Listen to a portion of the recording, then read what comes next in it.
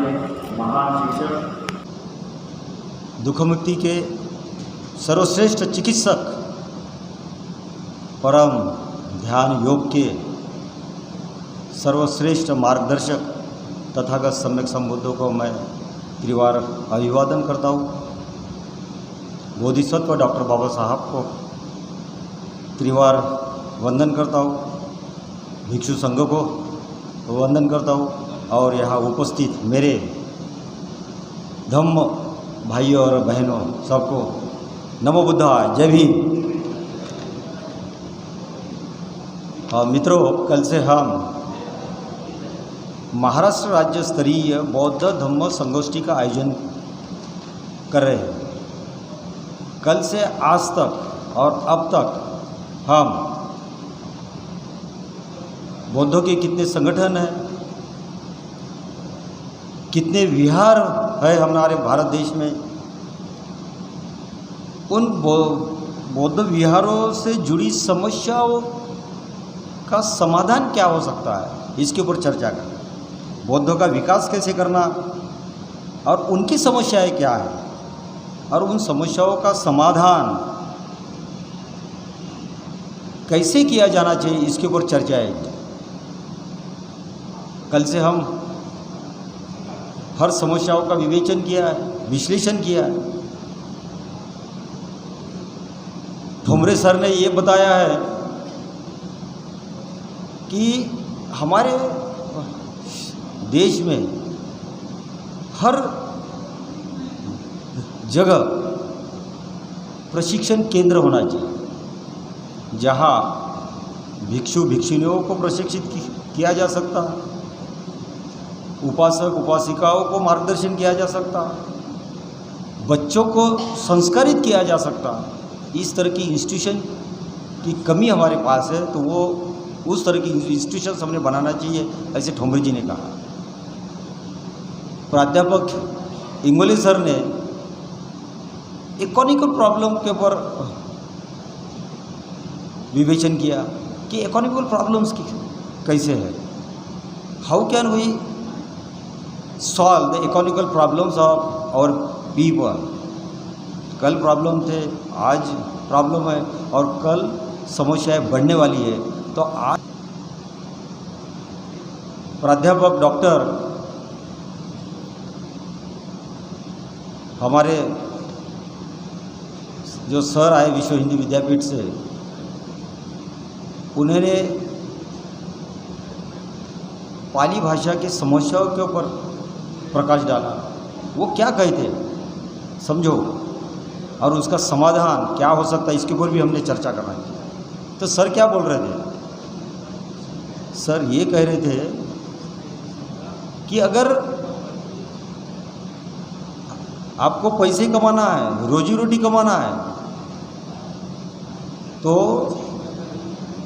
पाली भाषा में BA MA PhD नहीं करना, क्योंकि कल तक रिजर्वेशन था, आज रिजर्वेशन नहीं है, नौकरियां नहीं है। और कई लोग जिन्होंने BA MA PhD की पाली में, उनको सर्विस नहीं मिल रही। और उन्होंने वास्तविकता का भी दर्शन कराया कि 1500-2000 स्टूडेंट में से कई लड़के क्रिश्चियन बन गए, कई लड़के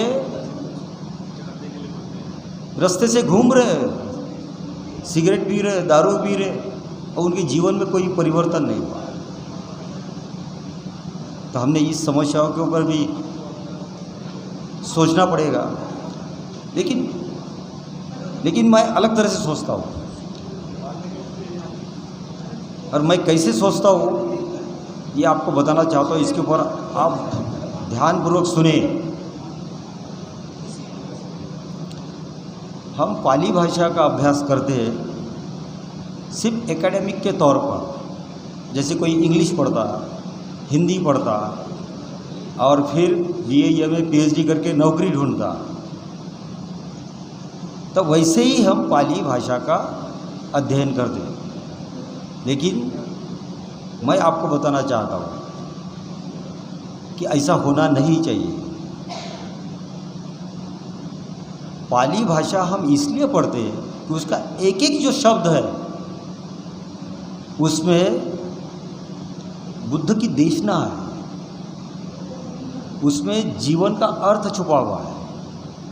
हर शब्द के भीतर जो अनुभूति है, वो अर्थ है, वो अगर हम समझते तो हमारे जीवन को अर्थ प्राप्त हो सकता है। लेकिन हम वो अर्थ नहीं समझते, और अर्थ न समझने से हमारे जीवन में अनर्थ होता, और हम सिर्फ महज भाषा के तौर पे उसका अभ्यास करते हैं। मैं आपको बताना चाहता हूँ कि पाली भाषा ये समृद्ध भाषा है, दुनिया की सबसे समृद्ध भाषा है। क्यों? क्योंकि उसमें बुद्ध के वचन है, और बुद्ध का जो ज्ञान है, विज्ञान है, तत्व ज्ञान, ये पूरा पाली भाषा में है, किसी और भाषा में नहीं है। तो हमने इस तरह से अभ्यास करना चाहिए कि उस एक एक शब्द के अंतर्गत कौन सा अर्थ है, अगर वो अर्थ हमने समझना चाहिए। मैं आपको बताता हूँ कि सिद्धार्थ गौतम ने 8 तरह का ध्यान योग आलार कालम से उद्धव रामपुत्र से सुन लिया। 8 तरह का ध्यान समाधि, लेकिन उससे सिद्धार्थ, ये बहुत इंपॉर्टेंट है सर जी, सुन लेना आप। हाँ, जाओ मत। हाँ, ये आपके प्रश्न का उत्तर है। हाँ, और उसमें से एक समाधान भी मैं बताने वाला हूँ कि सिद्धार्थ गौतम ने अष्टांग योग आलार कालम से उद्धव पुत्र से सीखा। उससे वो बुद्ध नहीं हुए, और कोई बुद्ध हो भी नहीं सकता। फिर सिद्धार्थ गौतम ने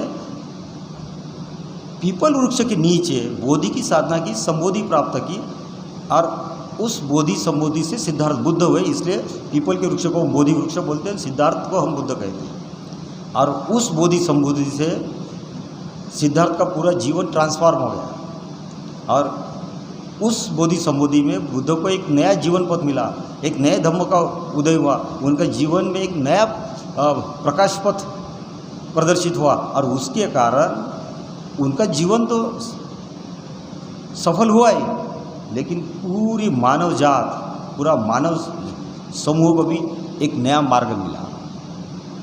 हमने स्टडी इस तरह से करना चाहिए कि बुद्ध का ट्रांसफॉर्मेशन कैसे हुआ।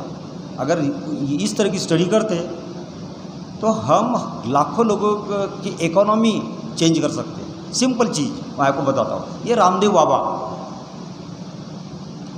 अष्टांग योग में से सिर्फ 2 चीज़ें सिखाते, आसन और प्राणायाम। आसन से शरीर बल बढ़ सकता, और प्राणायाम से थोड़ा प्राणवान होता, माइंड ट्रांसफॉर्म नहीं होता। हाँ, उसे क्रोध करुणा में परिवर्तित नहीं होती आसन प्राणायाम से। उसमें से घृणा प्रेम में नहीं बदल जाती, भय अभय में नहीं बदलता, ट्रांसफॉर्मेशन नहीं होता। लेकिन वो आसन प्राणायाम से ही रामदेव बाबा ने हजारों करोड़ रुपए कमाए। सुन लो ये। हाँ, और रामदेव बाबा के छोटे मोटे शिष्य यवतमाल में 5-10 शिष्य हैं, हर मोहल्ले मोहल्ले में 1 घंटा आसन प्राणायाम सिखाते। 1 हफ्ता 3000 रुपये चार्ज करते, और 30 लोगों को, 1-2 पहचान के लोग हैं, वो 30 लोगों को सिखाते। तो 30 लोगों से अगर वो 3000 रुपये लेते, 1 हफ्ते में कितने कमा रहे वो? 90,000 रुपये। महीने में कितने कमा रहे वो? आपको बता रहा हूँ, इकोनॉमी बता रहा हूँ। और वो कोई ज़्यादा नहीं कुछ सिखा रहे, सिर्फ आसन प्राणायाम सिंपल, लाखों रुपये उसमें कमा रहे। दूसरी चीज़ कि ये सिद्धार्थ के अष्टांग योग है। बुद्ध ने उसके ऊपर जो बोधि प्राप्त की, बोधि के 8 स्टेप्स हैं। एक कुशल चित्त की एकाग्रता और सप्तबोधन 8।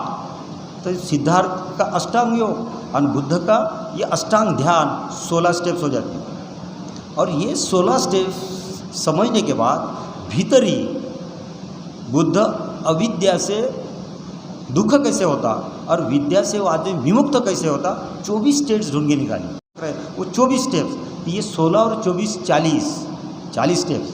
और फिर समाधि के बाद 40 स्टेप्स के बाद बुद्ध में जो कॉस्मिक कॉन्शियसनेस डेवलप होता, उससे 4 तरह की भावनाएं निर्माण होती, करुणा, मैत्री, मुदिता और उपेक्षा, और उस उपेक्षा को हम बोलते हैं सम्यकत्व। और वो सम्यकत्व लेकर बुद्ध समाज में जाके 8 तरह से जीते, उसको हम बोलते हैं अष्टांग योग। तो 40 और करुणा, मैत्री, मुदिता और उपेक्षा 44 और अष्टांग योग 52 स्टेप्स का बुद्धिज़्म है।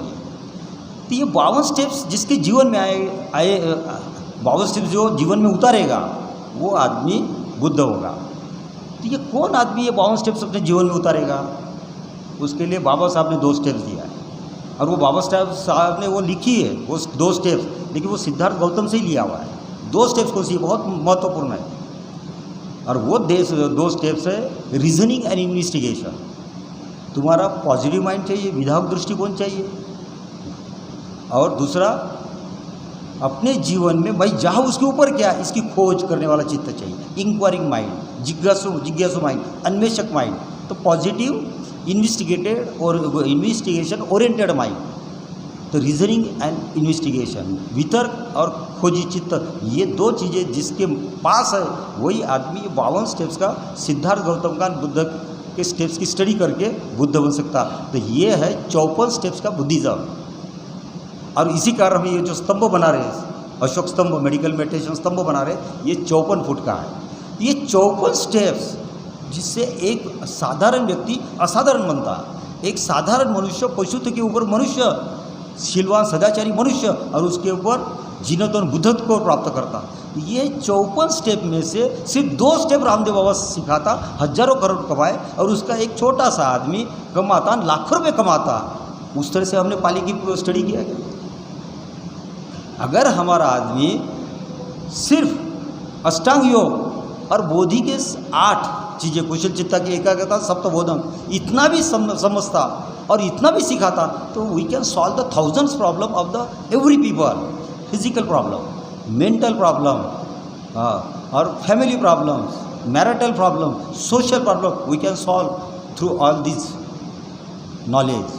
तो हमने उस तरह की स्टडी नहीं की, और उस तरह की स्टडी न करने के कारण क्या है, हमने पाली पढ़ी लेकिन हमको पता ही नहीं उसके अंदर क्या अर्थ है, और अर्थ न होने से हमारे जीवन में अर्थ नहीं। ये मेरा अनुभव बताता हूँ। मैंने सब कुछ पढ़ा है, हर धर्म का अभ्यास किया हुआ ना, पाली का त्रिपट भी पढ़ डाला है, हाँ, प्राकृत भी पढ़ डाली, संस्कृत की भी सारी किताब पढ़ी, और उनमें से मुझे एक शब्द मिला, झान। तो तुम देखो ना, एक शब्द के ऊपर मैंने कितना बड़ा विस्तारित मोनेस्ट्री खड़ी की, कितनी बड़ी मोनेस्ट्री खड़ी की। और मेरा अनुभव है कि मैं जो कुछ भी सिखाता हूँ झान के नाम पर, और मैं किसी को पैसे नहीं मांगता। मैं बताता हूँ कि मौलिक बुद्धिज़्म यहाँ शुरू कर रहा हूँ। मौलिक बुद्धिज़्म क्या, कि बुद्ध की देशना है कि तुम भिखारी नहीं हो, तुम ज्ञानी ध्यानी भिक्षु हो और संघ के सदस्य हो, और तुम मांग नहीं हो। मांग मतलब अवस्था है, जात नहीं। मांग मतलब जो मांगते रहता, हाँ, वो मांग नहीं हो। तो तुम कौन हो? ज्ञानी ध्यानी भिक्षु हो। तो तुमने इस तरह से बुद्धिज़्म पढ़ना है कि रिजल्ट ओरिएंटेड बुद्धिज़्म, इस तरह से बुद्धिज़्म पढ़ना है कि तुम्हारा जीवन भी ट्रांसफर हो गया, और तुम अगर ध्यान सिखाते किसी को और उनको ज्ञान प्राप्त होता, और उस ज्ञान से वो व्यक्ति दुखमुक्त होता, साइकोसोमैटिक प्रॉब्लम सॉल्व हो जाते, उनकी समस्याओं का समाधान होता, तो तुमको मांगने की ज़रूरत ही नहीं, वो ऐसे ही पैसे देता।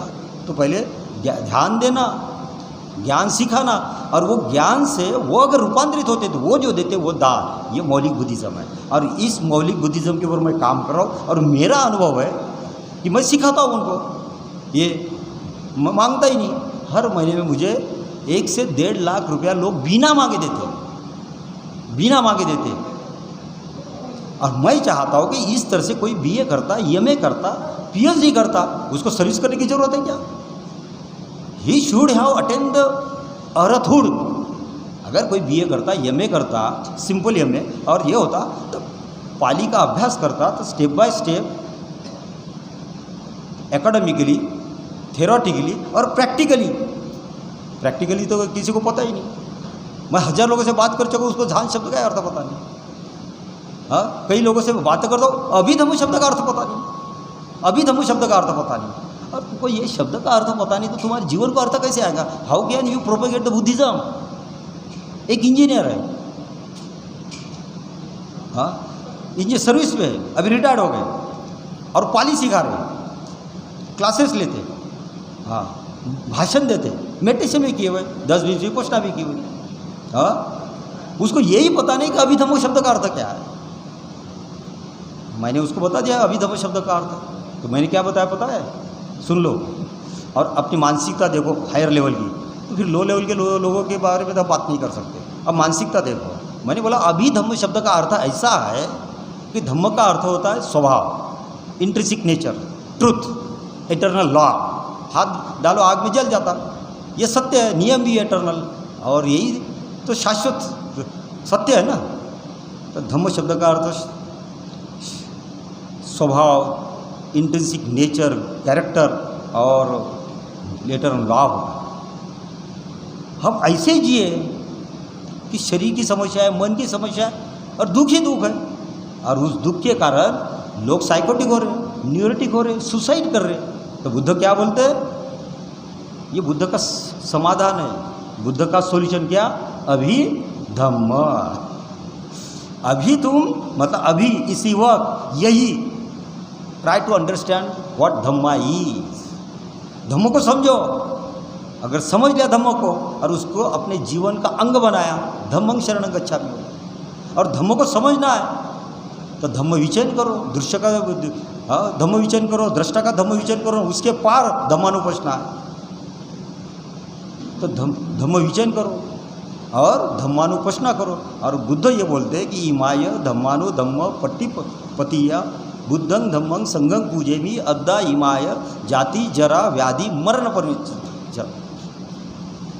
तुम मुक्त कब होंगे, धम्मानुपश्यना आखिरी अवस्था विपश्यना की। अगर आप धम्मानुपश्यना समझ लेते, आखिरी अवस्था विपश्यना की, और उससे धम्म जानते, तो वो जानने की साधना करते, तपचर्या करते, यही बुद्ध की पूजा है, यही धम्म संघ की पूजा है, यही बुद्ध की पूजा है। और इस पूजा से तुम सारे व्याधियों से, आवागमन से, जन्म मृत्यु से मुक्त हो जाएंगे।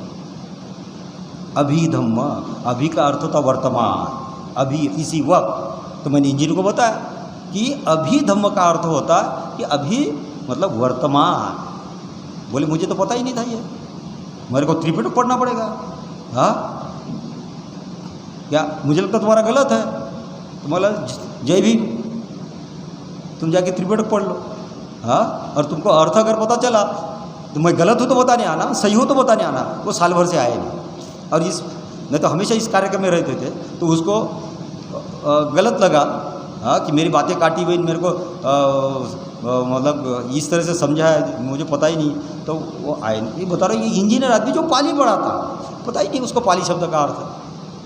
तो ये अभी धम्म है ना, बुद्ध का सॉल्यूशन है सारे समस्याओं के लिए। और ये धम्म सबसे बड़ी चीज़ है, और धम्म डायरेक्टली कोई समझ नहीं सकता। धम्म समझने के लिए तुमको पहले विपश्यना करना पड़ता, और विपश्यना से विपश्यना ध्यान करना पड़ता, ध्यान से ज्ञान होता, उस ज्ञान को हम बोधि बोलते हैं। और वो बोधि की आखिरी अवस्था संबोधि है, और से संबोधि के बाद धम्मं शरणं गए। तो बुद्धं के बाद धम्मं गए। जब तक तुम बोधि नहीं समझती, संबोधि नहीं समझती, समाधि क्या नहीं समझती, how can you understand the dhamma. धम्म पता ही नहीं, और धम्म ही पता नहीं, धम्मं पता नहीं, अभी धम्म कैसे समझेगा। तो ये प्रॉब्लम है। अगर इसके अर्थ समझते तो हमारे जीवन में अर्थ आता। मेरे जीवन में मैंने इस सारी चीज़ों को समझा, जाना, गहराई में गया। मैं मेरे जीवन का अर्थ प्राप्त हो, मैं जितना कमाता हूँ उसे यहाँ डाल देता हूँ और खुश हो जाता हूँ। मेरे में जितना कर्जा बढ़ते जाता मैं और खुश होता हूँ। और ना मुझे कभी स्ट्रेस होता, ना तनाव होता, और लोग भी कुछ नहीं बोलते। और डॉक्टर साहब मेरे 10 लाख तुम्हारे ऊपर खड़े वो जमा हो गए, माल के मटेरियल के। क्या चाहिए, मेरा ये प्लॉट है और पैसे नहीं, हाँ ठीक है प्लॉट ले लो। तो मेरा घर है ये 2 कोटी का, हाँ ले लो। ये मेरा खेत है, मुझे कोई समस्या नहीं हुई और मैं आनंदित हूँ। तो मैं चाहता हूँ कि हमारा शिक्षण कैसा होना चाहिए, थियोरेटिकल ओरिएंटेशन नहीं, उसके साथ प्रैक्टिकल ओरिएंटेशन। तो मेरी कंसेप्ट ऐसी है कि वो आदमी BA MA करता तो वो अर्हत होना चाहिए वो कि 5 साल। अरे बुद्ध ने तो, सिद्धार्थ गौतम ने तो 6 साल तपचर्या की और वो सम्यक संबुद्ध हुए। और हम 5 साल में अरहत नहीं हो सकते। अरहत मतलब छोटी चीज़ है, बुद्ध भी उसके ऊपर की चीज़ है। लेकिन जो आदमी अरहत होगा ना, उसके जीवन में एक रिवॉल्यूशन होगा, इवोल्यूशन होगा, एक टोटल ट्रांसफॉर्मेशन होगा। इस तरह के स्टूडेंट बनाना चाहिए। तो इस तरह से मैं चाहता हूँ, मैंने ये जो बनाया है ना, पाली का एक एक शब्द कैसे बताना, थ्योरी प्रैक्टिकल, और उससे जीवन को कैसे रूपांतरित करना, ये मैंने सीखा हूँ, ये मैं सिखाता हूँ। और इसलिए आई एम सक्सेसफुल हेयर कि लोग इतने आते। हर मैं कोई पेपर में न्यूज़ नहीं था, इसकी भी पेपर में न्यूज़ नहीं, तो भी कल देखा ना अपना हॉल भर गया था। किसी को नहीं पर्सनल इन्फॉर्म किया, सिर्फ जो मेरे दोस्त है हमेशा मेरे साथ रहते उनको ही फ़ोन किया, किसी आदमी को नहीं बुलाया। और मैं मेडिटेशन में भी किसी से बात नहीं करता, किसी को बुलाता नहीं, पेपर में न्यूज़ नहीं। मेरे जितने लोग चाहिए उतने आते, सीखते, रोते रोते चले जाते। अभी एक हमारी बहन है, हमारी बहन वो पाली में ये कर रही है, वो मेरे लाइब्रेरी देखी और बोले ये किताबें, मैं क्या यहाँ की किताबें क्या कुछ फ़ोटो ले लिए और मैं संग लेके जाना चाहती। और बोला किताबें काय को संग लेके जाती, मैं तुम्हारे संग हूँ, मैं ही संग हूँ। तो बोले मेरा इतना नसीब नहीं कि तुम मेरे संग रहो सको। अरे बोला ऐसा नहीं है, तुम ध्यान करो, ध्यान से ज्ञान होगा, उस ज्ञान को बोलते बोधि, और वो बोधि संबोधि जागृत हो गई, उसको बोलते बुद्धंग। तो बुद्धंग शरणं का अर्थ होता है कि तुम ध्यान से बोधि के अंग को जगाओ, और जिस दिन बोधि का अंग जागृत हो गया वो तुम्हारे संग रहेगा। तो मैं बोधि अशोक हूँ ना, मैं भी बोधि संबोधि प्राप्त व्यक्ति हूँ, मैं भी बुद्ध हूँ। तो ये तुम ध्यान करोगे तो तुम्हारे भीतर बुद्ध है, वो तुम्हारा अंग जागृत होगा, तुम्हारा संग रहेगा, और संग रहेगा इस जीवन में भी उस जीवन में, तुम मरोगे तो भी जो संग रहेगा। ये बुद्धंग शरणं गच्छामि, हमने उस तरह से अभ्यास नहीं किया। इस तरह से आपको बच्चों को पढ़ाना है, और मैं उस तरह से चाहता हूँ। इसलिए अभी आज हम इसका फाइनल करने वाले। फाइनल क्या करने वाले कि हम एक कॉलेज वेल डेवलप, नर्सरी से लेके जूनियर कॉलेज और बीए, बीकॉम और बीएससी जिसमें है, वो पूरा एक साथ खरीदने की सोच है। और आज हम वो फाइनल करने वाले, और फाइनल करके उसमें बाबा साहब ने जो सोचा था, जो बुद्ध ने सोचा, जो हाईली डेवलप बुद्धिस्ट कंट्री में सोचते, उस तरह का एजुकेशन देने की कोशिश करना चाहते। तो एजुकेशन कौन सा, ये एजुकेशन नहीं है पोट भरू। बुद्ध को अभिप्रेत है, बाबा साहब को अभिप्रेत है मेडिटेशन बेस्ड एजुकेशन। तुम ध्यान करो, ज्ञान प्राप्त करो और पढ़ाई करो, तो धीरे धीरे क्या होगा, तुम बीए करोगे, एमए करोगे, पीएचडी करोगे, तो सर्विस मिले नहीं मिले, लेकिन ध्यान के साथ, ये पढ़ाई के साथ साथ, एजुकेशन के साथ मेडिटेशन अगर होता है तो तुमको एक ज्ञान होगा, अलग तरह का बोधि होगी, एक आर्ट ऑफ लिविंग आप समझ सकते। और वो अगर लोगों को समझा सके, लोगों को बता सके उस तरह से आर्ट ऑफ लिविंग, जीवन जीने की कला, तो आपको सर्विस करने की क्या ज़रूरत है? ज़रूरत है नहीं। मैं नहीं समझता एक रामदेव बाबा अनपढ़ आदमी, वो अगर इतने रुपए कमा सकता, तो तुम तो एमए बीए पीएचडी हो, और मैं तो एक आदमी लाखों रुपए आसन प्राणायाम करके सिखाता। अगर तुमको बुद्ध की 10-20 स्टेप्स आ गई, तुम कितना कमाओगे? छोटी सी चीज़। गोविंदा जी 10वीं क्लास पढ़े हुए, उनको बुद्ध समझा, कितने सेंटेंस बन गए, लाखों रुपए, लाखों करोड़ रुपए लोग दे रहे। आचार्य रंजीत सिंपल सैनिक है, बुद्धिज्म समझा, करोड़ रुपए उनके ऊपर लोग शावर कर रहे। एक आचार्य रजनीश, वो सिर्फ एमए पढ़ा हुआ आदमी, सिर्फ एमए, बीए और एमए किया हुआ है लॉजिक, फिलोसफी में और रिलीजन में, और उसने उस तरह से बुद्धिज्म समझा, इंटरप्रेट किया। पैसा मांगा नहीं उन्होंने, 108 रोल्स रॉयल्स उसके दरवाजे पे खड़ी थी, खुद के विमान थे, 64,000 एकड़ जमीन अमेरिका में खरीदी थी, और न्यूयॉर्क में करोड़ रुपए का सेंटर है, पूना में सेंटर है, और पूरे ऑल ओवर द वर्ल्ड में हजारों सेंटर्स है, सिर्फ ये में पढ़ा हुआ आदमी। तो हम उस तरह से पढ़ाई नहीं कर सकते। ये हमारी इंफीरियरिटी कॉम्प्लेक्स तो नहीं कहूँगा, उस तरह का थोड़ा सा लैक ऑफ नॉलेज है हमें। हाँ, तो मैं चाहता हूँ कि उस तरह से सुपरियरिटी कॉम्प्लेक्स, उस तरह की सोच अगर हमारे लोगों की अगर बनती, तो बाबा साहब और बुद्ध ये ब्रह्मास्त्र, ब्रह्मास्त्र। किसी भी सोसाइटी के पास दो आदमी नहीं है, हर आदमी, हर सोसाइटी में, कल्चर में, रिलीजन एक ही आदमी है, एक ही जीसस है। अतीत का, वर्तमान में तो कोई जीसस है ही नहीं। हमारे पास वर्तमान में बुद्ध है, अतीत में बुद्ध है। मोहम्मद पैगंबर अतीत का एक बुद्ध है, उनके पास वर्तमान में बुद्ध नहीं है, पैगंबर नहीं। हमारे पास आज भी बुद्ध पैगंबर है, समझे क्या? तो हमको उस तरह से बुद्ध को और बाबा साहब को समझना पड़ेगा। और उनका उपयोग करना पड़ेगा। अगर वो उसको समझते हैं और जीवन में उपयोग करते तो उसका फ़ायदा है कि एक आदमी लाखों रुपए आसन प्राणायाम कमाता। अब ये इंडिया में 12 लाख विलेजेस है और लाखों नगर मोहल्ले है और हर आदमी दुखी है डायबिटीज़, हाइपरटेंशन। अभी हमने सुबह सीखा है, हाँ 40 साल के लोग हैं, 50 साल के लोग झुक नहीं सकते, हाँ बैठ नहीं सकते, सीधे खड़े नहीं हो सकते, वो कोई क्षमता नहीं उनके शरीर में। और उनको एहसास होता कि थोड़ा सा झुके तो कमर दुख रही, हाँ बैठे तो घुटने में दर्द है। और बुद्ध क्या सिखा रहे? दुख मुक्ति।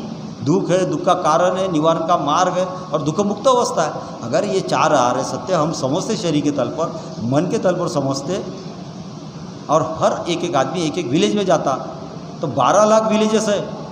तो अभी के अभी हम 12 लाख लोगों की इकोनॉमी सॉल्व कर सकते। हम दूसरे से पढ़ाई करते क्या? और लाखों नगर मोहल्ले है।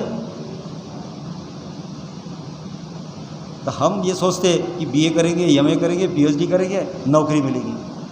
और ये गवर्नमेंट तुमको नौकरी देने वाली नहीं। तो आपने कई लोगों ने इसके ऊपर डिस्कशन किया कि यहाँ की गवर्नमेंट गरीब को और गरीब कैसे करना, किसानों को आत्महत्या के लिए कैसे प्रेरित करना, किस तरह की सिचुएशन बना के आत्महत्या करे। क्योंकि एक किसान अगर आत्महत्या करता तो 50 साल के लिए उसकी फैमिली गुलाम हो जाती। हाँ, यहाँ के इलिटरेट लोगों को और इलिटरेट कैसे करना, तो कैसे एजुकेशन पैटर्न में, ये नीति है उनकी।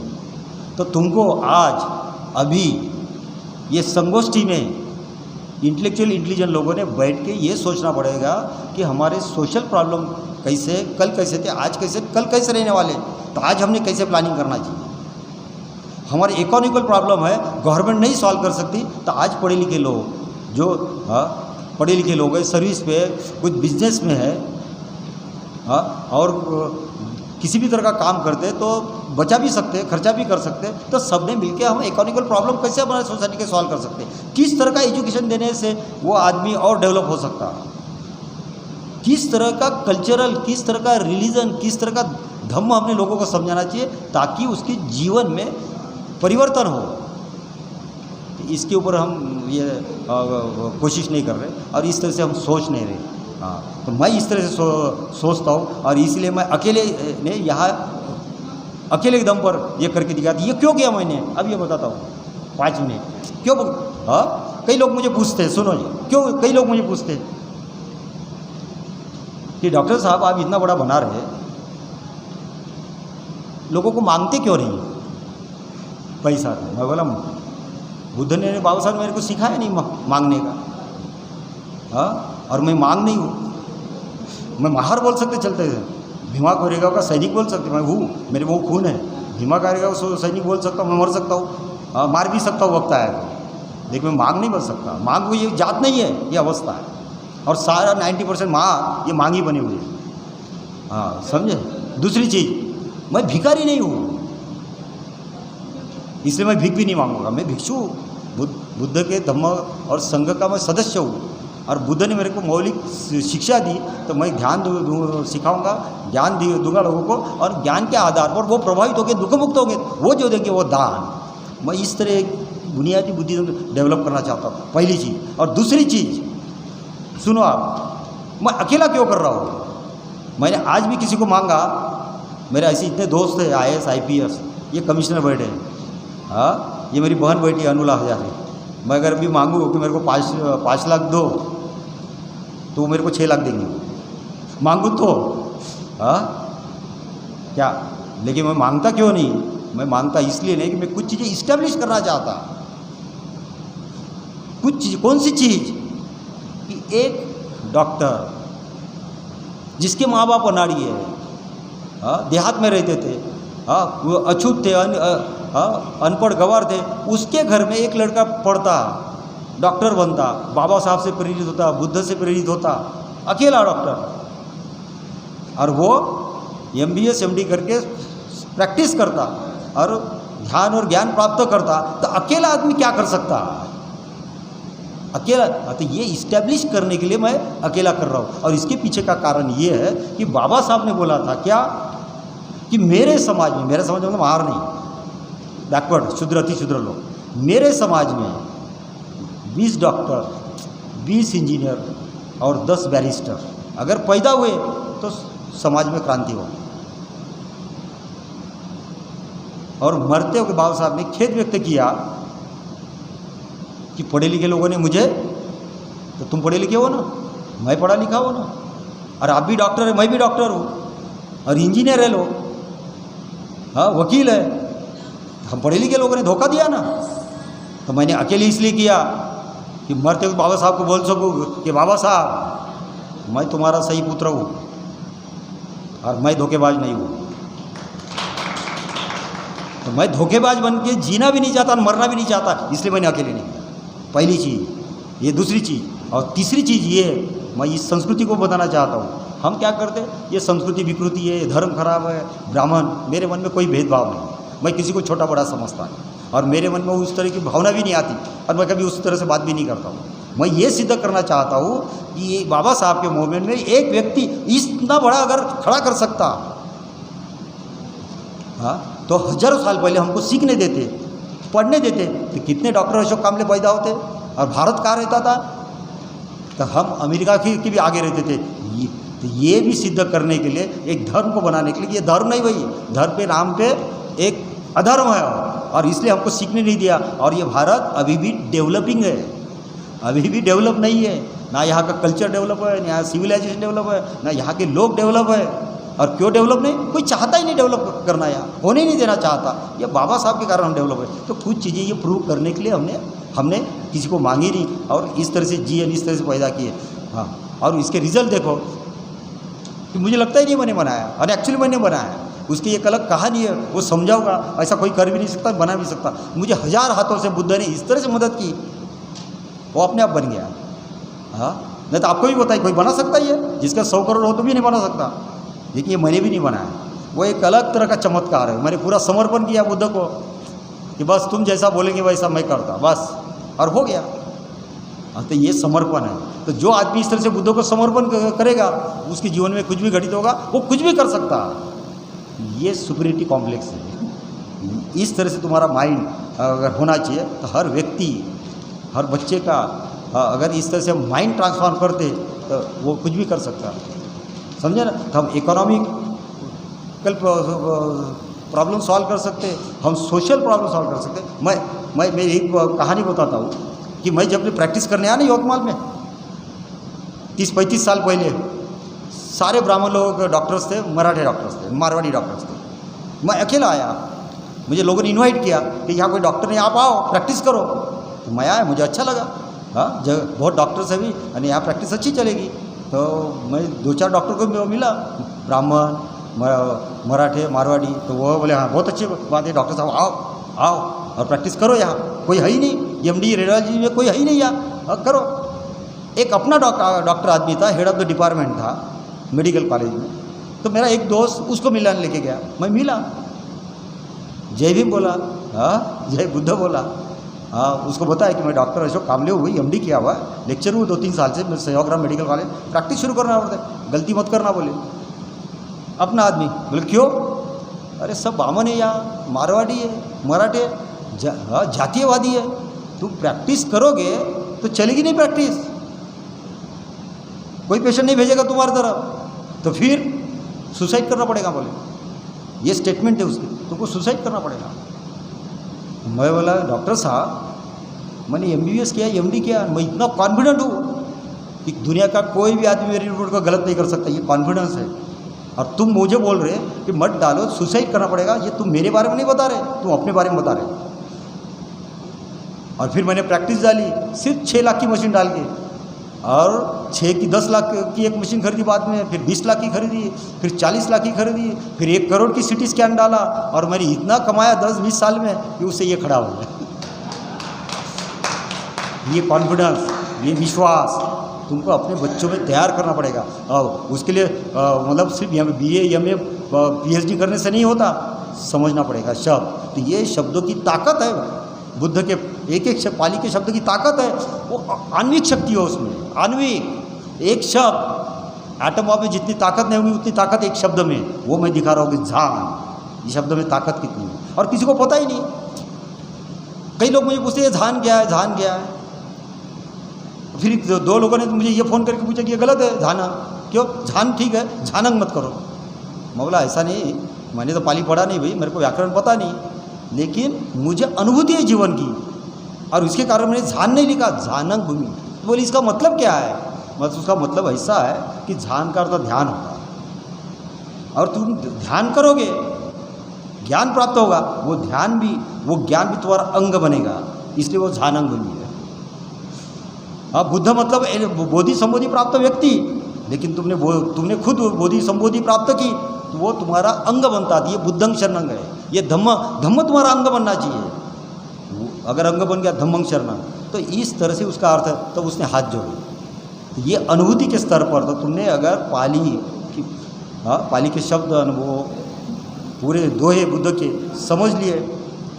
कबीर का कितना नाम है, रविदास का कितना नाम है, पढ़े लिखे नहीं है, और हम पढ़े लिखे हुए लेकिन हमें वो कॉन्फिडेंस है। तो उस तरह का कॉन्फिडेंस हमने निर्माण करना चाहिए। दूसरा सुझाव हमारे आया कि विहार ज्ञान के केंद्र होना चाहिए, ध्यान के केंद्र होना चाहिए।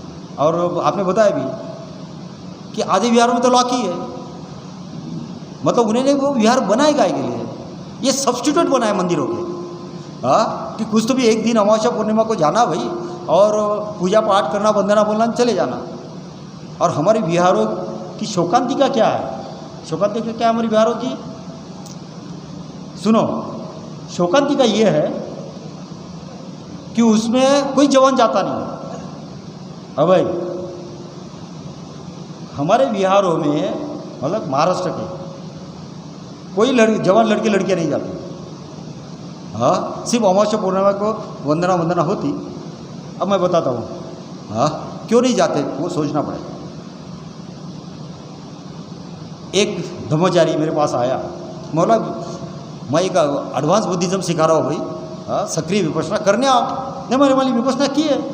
बोला अच्छी बात है, हाँ तो सीखने आओ। नहीं, मैं खुद ही सिखाता हूँ बोले बिहारों में। बोला अच्छी बात है, कौन सी बिहार में? तो कोई एक बिहार है, उसे नाम बता, मैं बिहार में विपश्यना सिखाता हूँ, धम्म का प्रवचन देता हूँ। मतलब कितने लोग आते हैं? 15-20 लोग आते बोले, डेली आते बोले। मैं बोला उनकी उम्र कितनी है? बोले 70-80 साल की होगी। उनमें से कितने लोगों को सुनाई देता? किसी को नहीं बोले। हाँ, सुनाई किसी को नहीं देता। ये बूढ़े बाढ़े जाते, क्यों? घर में कोई भाव नहीं मिलता तो जाके बैठते। बच्चे क्यों नहीं आते? जवान, उनको विहार में कुछ मिलता ही नहीं। अगर तुम हर विहारों में कॉन्सेंट्रेशन कैसा, कॉन्शियसनेस कैसा, सुपर कॉन्शियसनेस कैसे, how to increase the power of the body, control कैसे करना बॉडी को, माइंड को कैसे कंट्रोल करना, माइंड को ट्रांसफॉर्म कैसे करना, ये अगर सीखा है हाँ तो बच्चे आएंगे नहीं क्या? कौन से भिक्षु को पता है, कौन से भिक्षुनियों को पता है, कौन से साहित्य को पता है? ये शोकांतिका है।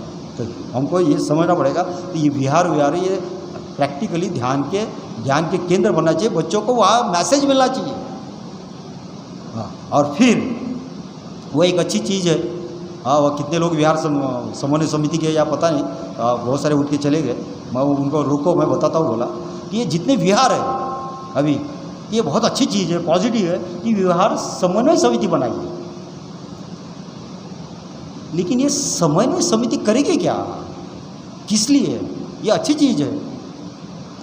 तो विहारों की समन्वय समिति ने एक काम करना चाहिए। तो ये मेरा सुझाव है कि वहाँ जो महिला मंडल है, पुरुषों के मंडल है, हाँ उन लोगों को सही ढंग से प्रशिक्षण देना चाहिए, ध्यान का, ज्ञान का, जीवन जीने का। अगर वो प्रशिक्षित होते तो हर विहार फिर उस मोहल्ले में एक केंद्र बनेगा ध्यान का, ज्ञान का। तो वहाँ से ध्यान और ज्ञान रेडिएट होगा। लेकिन वो चीज़ हो रही क्या? आपने ही बताया कि विहारों में 2 पार्टियाँ रहती, झगड़ा करते रहती। एक दरवाज़ा बंद करता, एक तोड़ता खुलता। हाँ, एक अध्यक्ष बनता तो दूसरा झगड़ा करता उसके साथ, नहीं मैं अध्यक्ष बनूंगा। और क्यों ऐसा? इसके पीछे का रीज़न है कि मैं उसके ऊपर कल डिस्कशन किया, वो हुई इज़ अम्बेडकरी बुद्धिज़्म। तो इसलिए आज मैं बताऊंगा नहीं। कल मैंने 4 बातें बताई अम्बेडकरी बुद्धिज़्म की, कि बाबा साहब की से 2 चीज़ें लेना कि बाबा साहब शिक्षित हो गए, दीक्षित हो गए। तो जो शिक्षित दीक्षित होगा सही ढंग से वो अम्बेडकर है, और शिक्षित होकर जो ध्यान करेगा, ज्ञान प्राप्त करेगा वो बुद्धिस्ट। ये 4 चीज़ें जिसके पास है वो अम्बेडकर बुद्धिस्ट है। कोई बुद्धिस्ट है क्या? हम बौद्धों की बातें कर रहे हैं, बौद्धों का संगठन, बौद्ध की समस्याएं, बौद्ध के समाधान। हु इज बौद्ध? बौद्ध कौन है? इसको तो डिफाइन किसी ने किया ही नहीं कि बौद्ध कौन है। हाँ, मतलब किसी अम्बेडकर बुद्धिस्ट के घर पे बच्चा पैदा हो गया वो बौद्ध, ऐसा नहीं है। बुद्धिज्म में नहीं, ऐसा हिंदू धर्म में हो सकता कि जिस जात में जो बच्चा पैदा होता वो जात। बुद्धिज्म जात नहीं, ये ध्यान और ज्ञान से प्राप्त की हुई अवस्था है वो। तो जो भी बच्चा संस्कारित होता, ध्यान करता, ज्ञान प्राप्त करता, वो बुद्धिस्ट होता, उसको बुद्धिस्ट कह सकते। तो बौद्ध कौन? तो हम बोलते हैं बुद्ध का जो अनुसरण करता, बुद्ध का जो अनुगमन करता, बुद्ध के जो पीछे चलता वो बौद्ध। ये नहीं है। Who is Buddha? बुद्धा मतलब जिसने यथाभूत ज्ञान दर्शन की साधना की, बोधि प्राप्त की, संबोधि प्राप्त की। तो जो व्यक्ति ध्यान करता, बोधि संबोधि के मार्ग पर चलता, वो बौद्ध है। अब कितने बौद्ध है ऐसे? हाँ, अभय कितने ऐसे बौद्ध है कि जो बोधि संबोधि के मार्ग पर है? वो संबोधि प्राप्त करो छोड़ दो, सम्यक समाधि छोड़ दो। How many people there are who is on the way to become Buddha? बोधि संबोधि के मार्ग पे कितने लोग हैं? तो जो मार्ग पे वो बौद्ध है। तो वो बौद्ध हमको क्रिएट करना पड़ेगा। अगर वो क्रिएट होते हैं उस तरह के बौद्ध, तो विहार ध्यान के ज्ञान के केंद्र बनेंगे। तो हम चाहते, मतलब हम ये चाहते हैं, हमने चाहना चाहिए कि जितने भी विहार है तो समन्वय समिति ने जहाँ ध्यान की शिक्षा होती, ज्ञान की शिक्षा होती, सही ढंग से थियोरेटिकल प्रैक्टिकल समझा जा सकता, वहाँ उन महिला मंडलों ने और पुरुषों के मंडलों ने जाके सीखना, समझना और उस तरह के कोर्सेस अपने बिहार में शुरू करना। और तब वो बिहार आज नहीं तो कल आने वाले 5 साल में, 10 साल में ध्यान के ज्ञान के केंद्र बनेंगे और वो समाज ध्यानी ज्ञानी बनेगा। तो ये कई बहुत सारी चीज़ें हैं। और तो हमारे कल्चरल प्रॉब्लम है, कल्चर क्या हमको पता नहीं, सिविलाइजेशन क्या पता नहीं है। और हमको जितनी भी हमारी मूवमेंट बनी, मैं तो बचपने से कांधर में भी काम किया, आरपीआई में भी काम किया, भामसेब में भी काम किया, डीएसपी और डीएसपी और कई धार्मिक संगठनों में काम किया। और तुम्हारा भी अनुभव है, मेरा भी अनुभव है। हमारे सामने सब संगठनाएं पैदा हो गई, मर गई। वो संगठनाओं का आधार क्या था? वो आधार गलत था सारी संगठनाओं का। और जब तक वो आधार गलत कैसा था ये नहीं समझते तो तुम नई संगठना बना भी नहीं सकते। वो आधार हम क्रिएट कर रहे हैं, और वो आधार था सारी संगठनाओं का विचार था। और जहाँ विचार आधार होता संगठनाओं का, वहाँ विवाद होता, हाँ, वहाँ विघटन होता। और उस तरह से विवाद से, विघटन से हमारी संगठनाएं खत्म हो गई। जिस संगठना का आधार विचार नहीं, विवेक होगा, प्रज्ञा होगी, शील, समाधि होगी, वहाँ विवेक होगा, वहाँ झगड़ा होगा क्या? ये मैं जो बना रहा हूँ ना, कि फिर से एक नई आधारशिला क्रिएट कर रहा हूँ, एक नया मनुष्य, नया समूह को तैयार कर रहा हूँ कि जिसकी आधारशिला विवेक होगा, शील होगा, प्रज्ञा, समाधि होगी। और ऐसा व्यक्ति अगर पैदा करते हम, तो ऐसा समूह अगर हम पैदा करते तो फिर हमारी गट नहीं होगी, फिर तो हाँ पक्ष के टुकड़े नहीं होंगे। और वो आदमी सही ढंग से सोशल वर्क करेगा, पॉलिटिकल वर्क करेगा, कल्चरल वर्क करेगा, और बाबा साहब का सपना पूरा करेगा, बुद्ध का, अशोक का सपना सब पूरा। तो उस तरह का व्यक्ति, उस तरह का समूह, उस तरह की संस्कृति निर्माण करने की हमने कोशिश करना चाहिए। उसके लिए हम कोशिश नहीं कर रहे।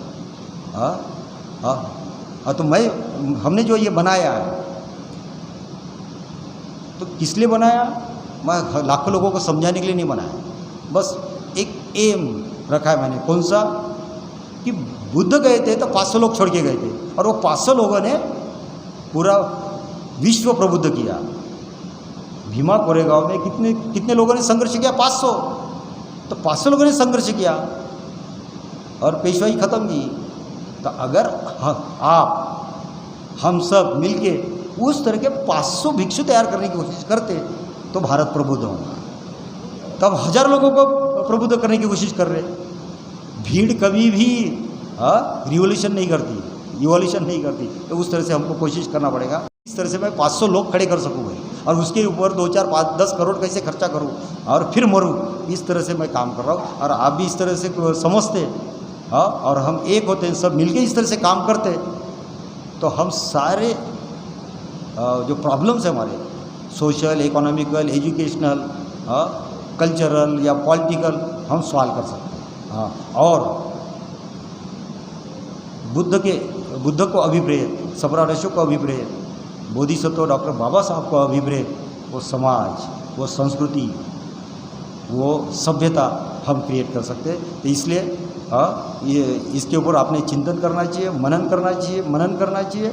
और सब लोग मिलके, चाहे झानभूमि संघ हो, चाहे विहार समन्वय समिति हो, या दिल्ली से आए हुए लोग हैं जो विहारों को जोड़ने की काम कर रहे हैं और कि मेहनत कर रहे हैं, गला बैठने तक, थकने तक अथक प्रयास कर रहे हैं। तो हमने इस तरह से सब लोगों ने मिलके काम किया, तो हम बहुत जल्दी इस भूमि पर एक इवोल्यूशनरी कल्चर क्रिएट कर सकते हैं। और इतना बोल कर ही मैं यहाँ रुक जाता हूँ। अंत में बुद्ध धम्म संघ को नमन करता हूँ, बोधिसत्व को, बाबा साहब को नमन करता हूँ, आपके भीतर विराजमान बुद्ध अंग को भी नमन करता हूँ। जय भीम, नमो बुद्धा।